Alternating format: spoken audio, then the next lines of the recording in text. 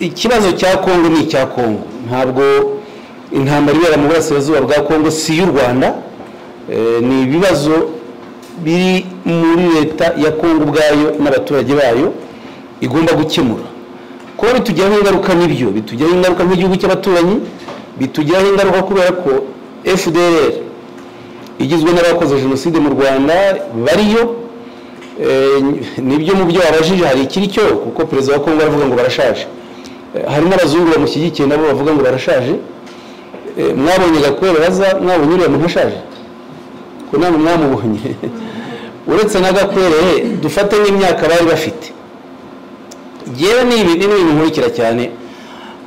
Abantu benshi bakoze jenoside bari mu bayiteguye, ni abantu bari bafite hagati y'imyaka 28 na 40.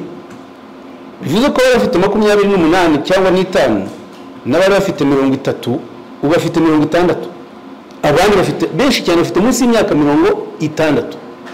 Ntabwo umuntu ufite munsi y'imyaka 60 ashaje iki gihe. Abo ni abari abayobozi, ariko bahunganye n'urubyiruko, bahunganye n'abana b'imyaka 5-6, baragenda babinjiza muri FDLR. Ubu nibo bamazemo no gufatamo responsabilité.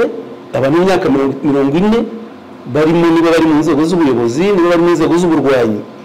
FDLR hari icyo bavuga ibyo bibagiza, nuko ifite ingengabitekerezo yo gukomeza umugambi wayo. Ihora rero ikora yinjizamo abashya, binjizamo urubyiruko, bafite urubyiruko binjije ideology yabo, baninjiza mu mirwano, binjiza mu myitozo kugira ngo bakomeze iyo ngengabitekerezo yayo.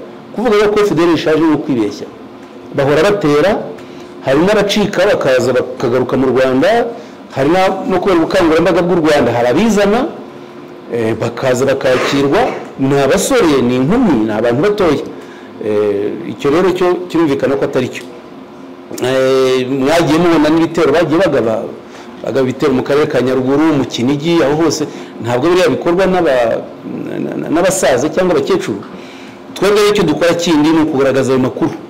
Mwabonye ejo ambasaderi w'u Rwanda mu Bufaransa yitabye abadepite mu Bufaransa, arabasubiza ku bibazo babaza, n'ibinyoma bakwiza, abereka imiterere y'intambara ko nk'uko maze kuyibabwira.